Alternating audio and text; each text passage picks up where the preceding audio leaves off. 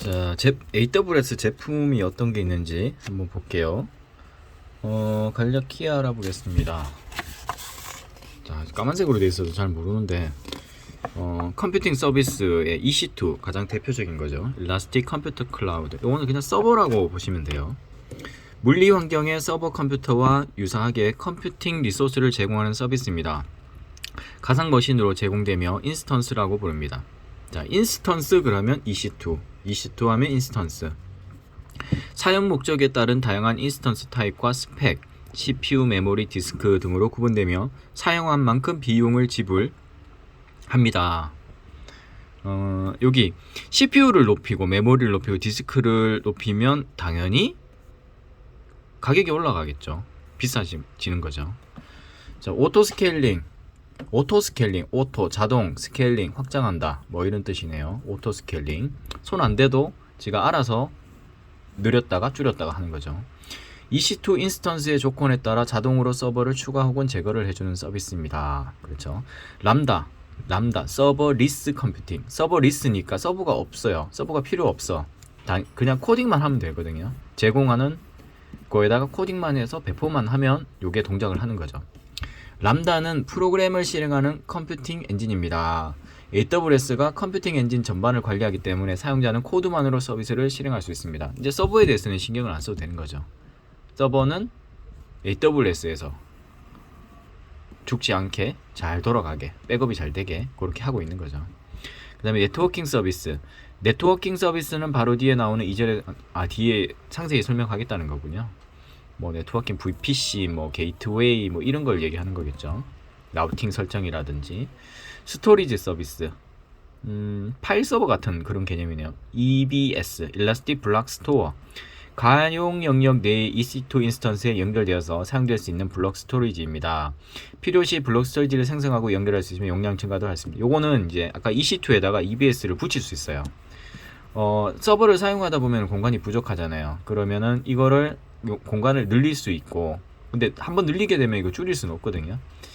아니면 하드를 하나 더 붙인다는 개념으로 EBS를 생성을 해서 하나를 더 붙일 수가 있습니다.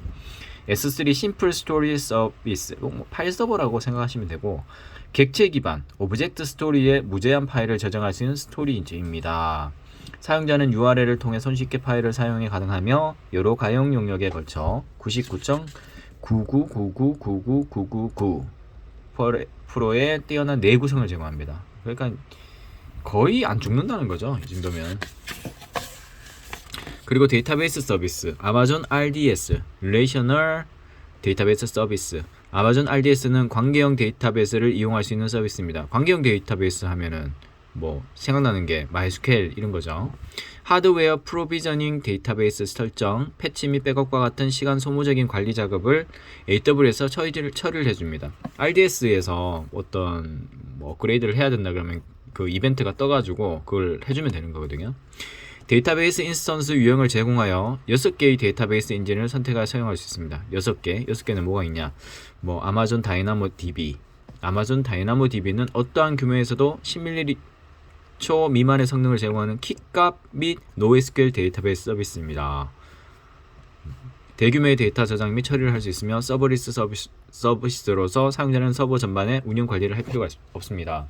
개발 초기에는 이런 RDS라든지 이런 거를 사용을 하게 되면 비용이 상당히 많이 나가게 됩니다. 그래서 보통은 이제 EC2에다가 뭐 MySQL을 설치를 해서 그렇게 하고 있다가 실제로 서비스가 중요하다 그러면 이런 데에다 올려야 되겠죠. 그 외 서비스, AWS 클라우드 포메이션, 뭐 템플릿 같은 걸 이용을 해서 뭐 EC2 뭐 그런 인프라를 구성을 하는 거거든요. 프로그래밍 언어나 텍스트 파일을 사용하여 AWS 리소스를 자동으로 배포한다. 자동으로 배포. 템플릿 언어를 사용해서 뭐 템플릿 언어라고 하면은 야물이라든지 뭐 XML 뭐 이런 종류겠죠. 제이슨. AWS 클라우드 와치. AWS 리소스 및 온프레미스의 자원을 모니터링할 수 있는 서비스입니다. 데이터를 수집하여 로그 저장을 할 수 있으며 특정 조건에 만족 시 알람을 제공할 수 있습니다. 서버 모니터링 할 때 클라우드 와치를 많이 사용을 하게 됩니다. 그리고 AWS 네트워크 소개 여기 나오네요. 앞에는 설명이 생략이 됐었는데 이 책에서 다루는 네트워크 서비스를 중심으로 AWS 네트워크 관련 주요 제품에 대해서 알아봅니다. 주요 서비스 여기 많이 나오네요. 아마존 VPC가 있고 인터넷 게이트웨이가 있고 라우터, 나트 게이트웨이, 네트워크 인터페이스, 보안그룹, 네트워크 ACL, VPC 피어링, 플로우 로그, 트래픽 미러링, 가상 프라이빗 게이트웨이, 고객 게이트웨이, VPN 연결, VPC 엔드포인트, AWS 와프 웹방화벽, 뭐 일라스틱 로드 밸런싱, 클라우드 와치, 그리고 클라우드 포메이션이 있고 뭐 이렇게 라우터 53, 다이렉트 커넥터 이렇게 쭉 있네요. 여기 네트워크 AWS VPC 리소스 격리. 자, VPC는 Virtual Private Cloud의 약자로 AWS 클라우드 내 논리적으로 독립된 섹션을 제공하여 사용자가 정의한 가상 네트워크 상에서 다양한 AWS 리소스를 실행할 수 있게 지원합니다. 한마디로 독립된 가상의 클라우드 네트워크라고 볼 수 있습니다. 이것도 뒤에 가서 상세히 알아본다고 하니까 넘어가고 AWS VPN 가상 사설망 VPN Virtual Private Network Private이라는 게 가상 얘들만 통신을 할 수 있다는 거잖아요. 만약에 VPN 서버 클라이언트가 있다면 얘들끼리 터널링이 돼가지고 밖에서 얘를 못 보는 거죠. 공용 인터넷을 통해 가상의 사설 네트워크를 구성하여 프라이빗 통신을 제공합니다. 이를 통해 데이터 암호화, 터널링, 암호화 되는 거고 전용 연결 등 여러 보안 요구사항들을 충족할 수 있습니다. AWS에서 제공하는 관리형 VPN 서비스에는 사이트-투-사이트 VPN과 클라이언트 VPN을 제공합니다.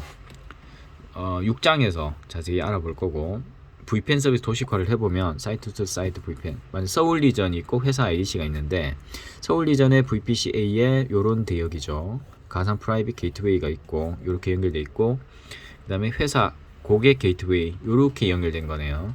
내부망이 있고 원래는 이게 인터넷으로 타서 이렇게 들어가야 되는데 그거는 보안상 안 좋죠. 막아놓고 요걸 연결해서 여기는 암호화가 되는 구간입니다. 여기는 외부에서 들여본다 해도 이게 암호화 되어 있어서 분석이 안 되는 거죠. 그런 보안적으로 되게 좋은 거죠. 요렇게 돼 있다면 뭐 다른 쪽에 위치가 어느 곳에 있든지 이렇게 연결을 할 수 있다는 거 그런 장점이 있겠네요. 그리고 ELB 로드 밸런서 엘라스틱 로드 밸런서의 약자로 AWS에서 제공하는 로드 밸런싱 기술입니다. 부하 분산해 주는 거죠. 이게 어떤 뭐 A라는 도메인이 있는데 이쪽으로 이제 서비스가 들어오면 원래 웹서버가 여러 대가 있으면 밑으로 이제 분산을 해주는데 AWS ELB라는 게 있어서 요 로드 밸런싱 해주는 역할을 하는 그런 서비스인 거죠. 로드 밸런서는 서비스 대상 시스템 EC2의 데이터를 분산하여 전달하는 역할을 수행합니다. ELB도 뒤에 가서 자세히 나오는 거고 그 다음에 AWS Private Link, Private 연결 요거에 VPN하고 어떤 차이가 있는지 좀 구분이 안 되는데 AWS Private Link는 퍼블릭 인터넷에 데이터가 노출되지 않도록 하고 전용선인가요 이게?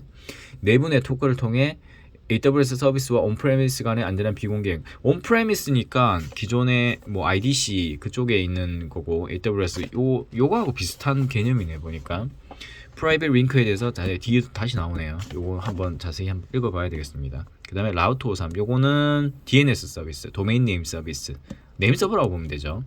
라우터 53은 AWS에서 제공하는 관리형 DNS 서비스입니다. 라우터 53 통하여 도메인 이름 구매를 대행하고 구매한 도메인 주소에 대한 호스팅 영역 설정을 통해서 도메인 질의에 대한 응답을 처리했습니다. 요거는 이제 만약에 도메인 판매하는 업체에서 구매를 했잖아요. 그러면 거기 이제 네임 서버 설정을 할 수 있잖아요. 그러니까 라우터 53에 가가지고 내가 구매한 도메인 이름을 넣고 추가를 해주면 네임 서버가 자동으로 할당이 됩니다. 그 네임 서버를 갖고 도메인 구입한 데 가가지고 거기 네임 서버에다가 여기 AWS 라우터 53의 네임 서버를 집어넣어주면 커리를 하면 이제 라우터 53에서 지정하는 그 IP로 커리가 되는 거죠. 자, 웬만하면 라우터 53을 이용하는 게 좋습니다. 뭐 네임 서버를 구축할 수 있으면 구축하면 되는데 그거는 이제 운영하고 유지하는데 만약에 공격이 들어온다 이랬을 때 뭐 대책이 없거든요. 그럴 때 라우터 53은 어느 정도 이제 공격을 막아줍니다. 그리고 라우터 53을 통하여 도메인 이름 구매를 대행하고 요건 아까 읽었죠. 추가로 라우터 53 리저브 기능을 통하여 하이브리드 클라우드 환경에서 온프레미스와 AWS 간 도메인 질의가 가능하게 합니다. 이것도 뒤에 가서 자세히 나올 거고 그 다음에 AWS 전송 게이트웨이 네트워크 확장 전송 게이트웨이 뭔가 다른 쪽으로 넘겨주는 그런 느낌이 나네요. 네트워크 확장이네요. 확장. AWS 전송 게이트웨이는 VPC나 온프레미스 등의 네트워크를 단일 지점으로 연결할 수 있는 라우팅 서비스입니다. 이것도 뒤에 자세히 나오니까 그때 가서 한번 살펴봐야 되겠습니다. 자, 구조도 한번 볼까요? 전송 게이트웨이 연결. AWS 서울 리전이 있고 AWS 홍콩 리전이 있고 회사 IDC가 있는데 회사 IDC는 사이트 투 사이트 VPN으로 이렇게 연결을 했고 전송 게이트웨이 요게 뒷단에 붙어가지고 내부 쪽에 연결되고 요거는 이제 VPC 피어링도 되고 사이트 투 사이트 VPN도 되고 다이렉트 커넥트 게이트웨이도 되고 요런 식으로 연결되네요. 일단 요거는 다음 시간에 한번 계속 알아봐야 되겠네요.